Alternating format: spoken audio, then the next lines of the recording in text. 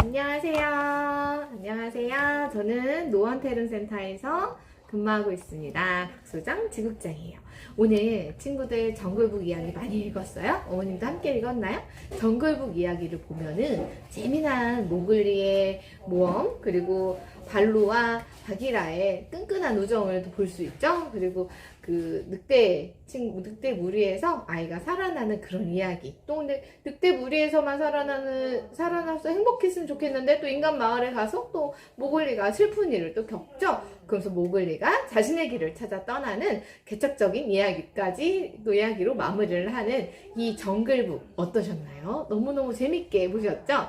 이 정글북이 노벨 아시나요? 노벨 문학상을 받은 작품입니다. 이 노벨 문학상은 아무나 주지 않죠.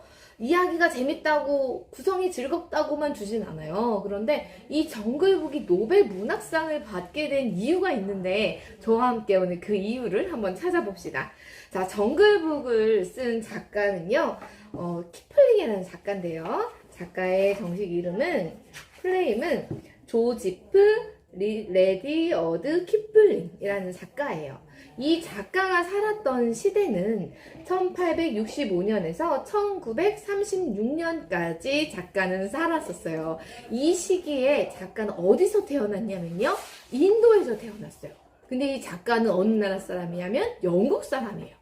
영국인인데 인도에서 태어났어요. 좀 이상하죠? 자, 이 시대가 언제냐면 정확하게 인도를 영국이 식민 지배했던 시대예요.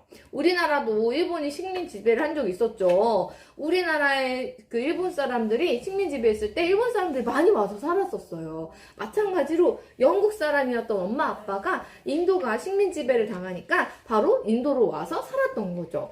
근데 이 영국인이었던 인도에서 태어난 영국인 키플링은 5살, 6살 때 다시 인도로 보내져요. 왜 그랬을까요?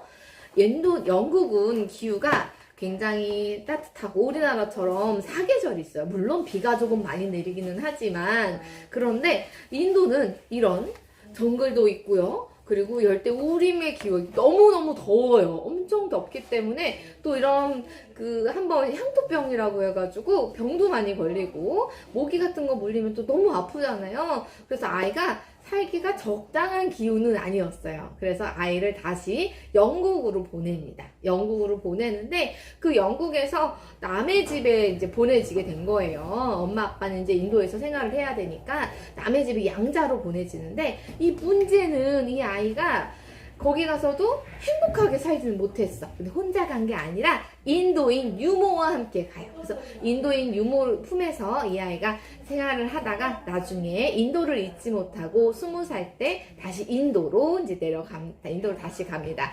거기에서 미국인 여자친구를 만나서 미국으로 건너가게 돼요. 자, 이런 키플링의 이야기인데요.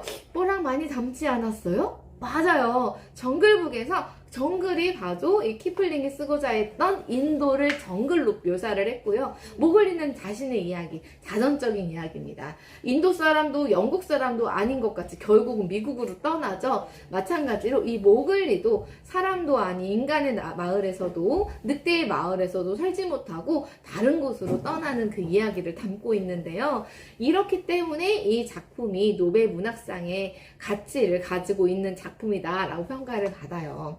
그러려면 이 인도가 도대체 영국이 어떻게 인도를 지배했을까요? 어떻게 침략해서 이 영국 사람들이 인도를 식민지로 만들었을까요? 그 이야기를 들으시려면 이거를 먼저 아셔야 돼요. 영국은 원래 처음에 이렇게 산업혁명이라는 게 있었는데요. 이렇게 우리가 이거 잠깐 보여드릴게요. 이렇게 손으로 직접 짜면서 이렇게 손으로 모두 다 일을 했었던 세상이에요, 그때가. 그런데 영국에서 증기라는 거를 발명해요.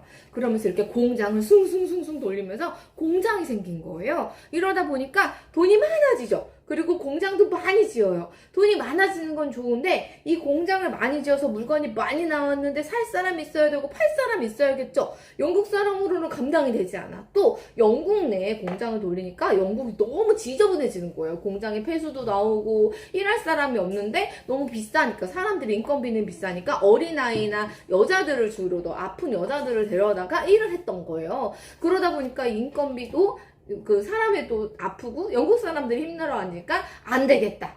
영국 말고 다른 나라에 공장을 지어서 그 나라의 사람들을 싸게, 값싸게 인력을 써야겠다라고 생각했던 거예요.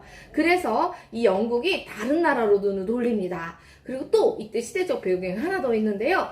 영국은 유럽에 포함되어 있어요. 유럽 국가는 고기를 많이 먹어요. 그런데 고기에는 누린내가 나잖아요. 고기를 먹으면 그 누린내가 나기 때문에 이거를 잡기 위해서 향신료가 필요했어요. 허브, 뭐 후추 이런 향신료들이 필요했는데 이 향신료는 인도에서 나와요.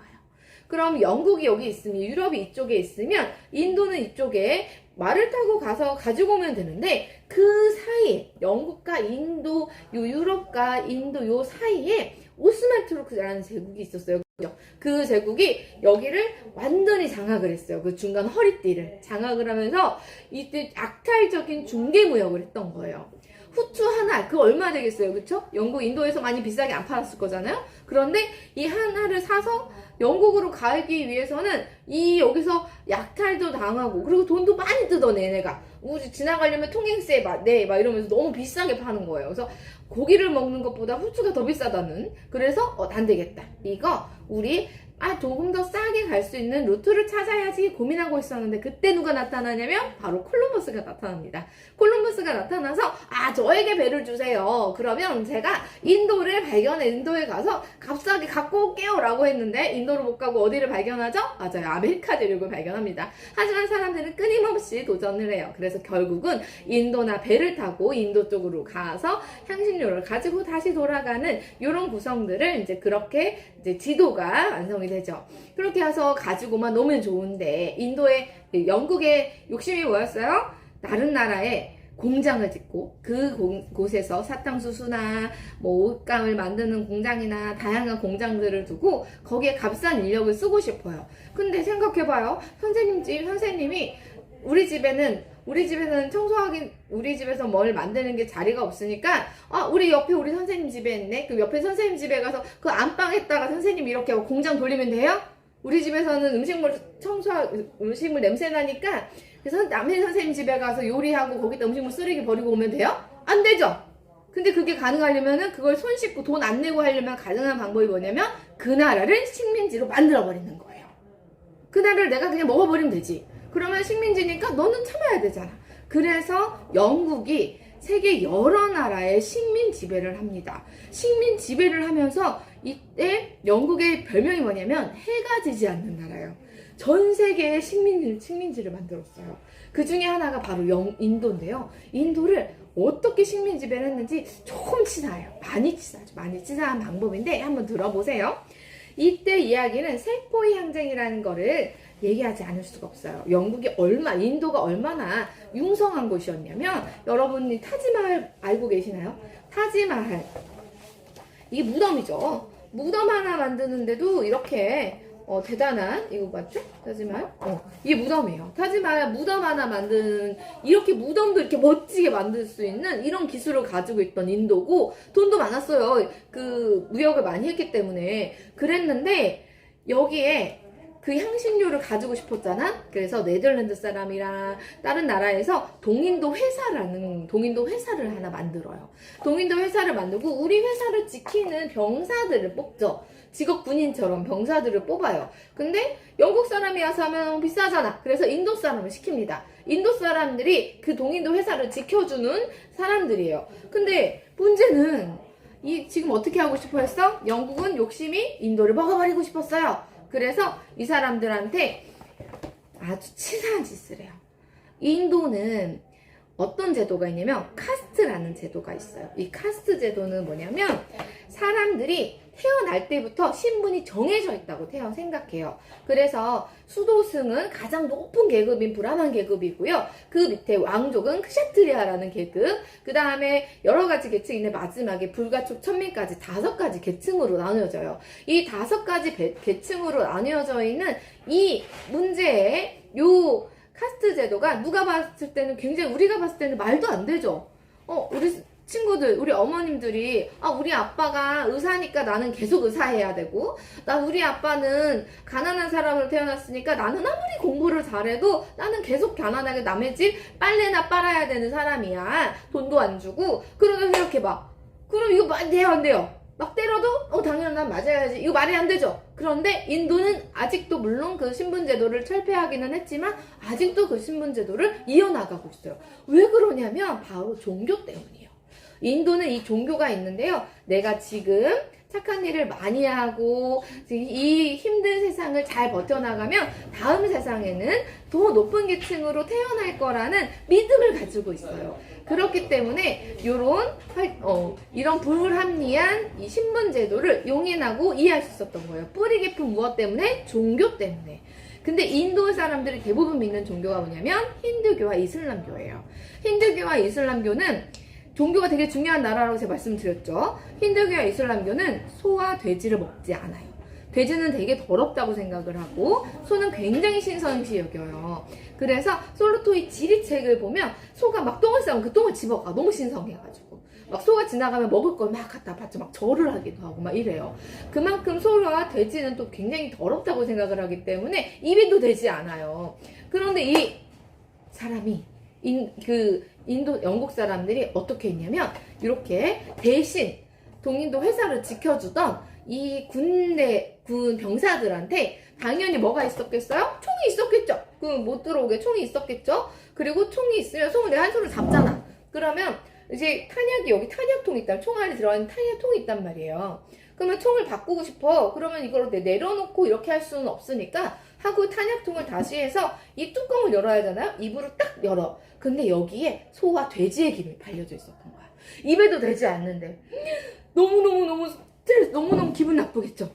인도 사람이 도저히 나는 못 참겠다라고 해서 세상에 다른 거 포기해도 이런 모욕은 못 참아라고 해서 하는 게 바로 세포위 항쟁이 이때 일어납니다. 이 세포위 항쟁을 통해서 인도가 영국을 쫓아냈으면 좋았을 텐데 그러기엔 인도가 약했어요. 결국은 이 세포위 항쟁을 진압을 도와주겠다라는 명목으로 영국이 군대를 투입합니다. 그러면서 이 세포위 항쟁이 끝나면서 동시에 인도가 먹어버리죠. 이거 진압한다는 목적으로. 뭐랑 많이 비슷하지 않아요? 우리나라를 침략했던 일본의 방식과 너무나 흡사하죠. 근데 너무 신기한 게 있어요. 이 인도가 나중에는 독립을 하게 되잖아요. 독립을 하는데 독립기념일이 언제인 줄 아세요? 8월 15일이에요. 우리나라 독립이랑 똑같죠. 우리나라 1945년 1945년 8월 15일에 광복절을 했는데 정확히 2년 후에 8월 15일에 인도도 독립을 합니다. 너무너무 다행이죠. 이렇게 영국은 이런 식민지 시대에 살고 있었고 이때 이 시대에 살았던 키플링이라는 사람이 이 모습을 다 보았겠죠. 그리고 갔더니 어떤 식민 지배가 있고 이 영국과 인도의 모습을 보면서 나는 그 와중에 나는 어떤 사람인가, 나는 어떤 곳인가 라는 생각을 안 할 수가 없었을 겁니다. 그래서 정글북이 시대사적으로 굉장히 중요한 이야기를 담고 있고요. 정글북을 보다 보면 동물들이 나오죠. 이 키플링이 얼마나 대단한 작가냐면 동물들의 묘사가 실제로 보지 않으면 이 동물들에 대한 정확한 이해가 없으면 다룰 수 없는 동물의 습성을 잘 그려내고 있어요. 그래서 이 책과 함께 읽으면 좋은 게 바로 제인구다를 함께 읽으면 너무 좋겠죠. 그리고 혹시 사람처럼 이렇게 생각을 하고 살 수 있다라고 생각을 해보셨나요? 동물도 사람처럼 생각을 하고 당연히 살 수 있습니다. 그렇기 때문에 동물의 생명도 너무 소중하겠죠. 지나가다 보면은 막 동물이라고 괴롭히고 막 동물 학대하고 막 일부러 고양이 밥에 나쁜 거 타가지고 있고, 친구들 비비탄으로 동물 쏘고 막 이러는 친구들도 있더라고요.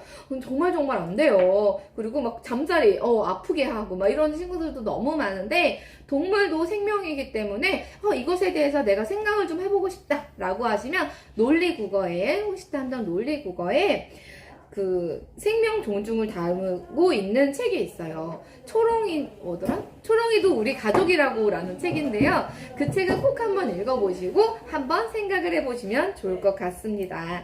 자, 이렇게, 네, 맞아요. 이 책이에요. 이 책을 한번 읽어보시면 좋을 것 같아요. 이렇게 정글북의 이야기, 단순히 정글북, 그 재미난 모글리의 얘기뿐만 아니라 키플링의 이야기까지 들으니까 어떠신가요? 조금 더 궁금해지셨죠?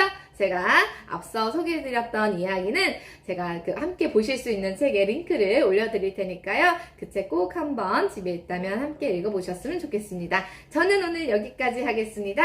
그럼 모두 안녕히 계세요.